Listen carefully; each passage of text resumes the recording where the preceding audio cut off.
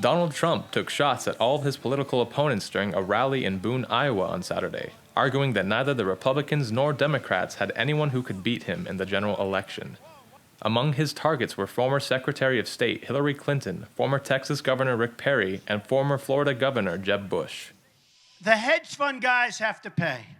Now, they're supporting Hillary, who may not get to the starting gate, folks, right? I don't know.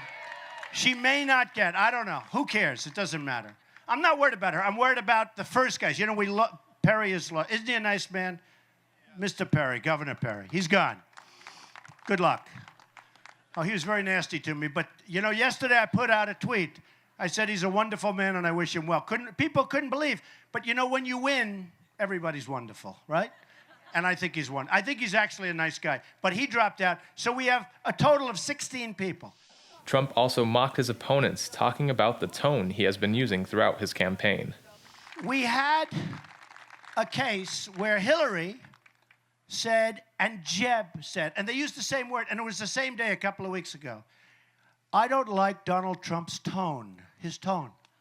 My tone. We have people, Christians, in Syria and other places. ISIS is chopping off their head. They're chopping off their head. They're drowning them. They're killing them.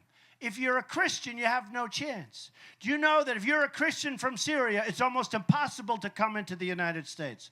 If you're a Muslim from Syria, it's the easiest thing to do is to come into the United States. It's one of the easiest places to get in. Can you believe this? But if you're a Christian and they're the ones that need the help, you can't get into the United States. Now, I don't know who's setting those regulations. I have a pretty good idea. But it's not going to happen anymore. But they were saying at the same time, they said his tone, T-O-N-E, toned. And I said, you know, we need that tone today. We need energy. We need strength. Despite being a magnet for controversy, Trump continues to hold a comfortable lead over his Republican counterparts in most polls.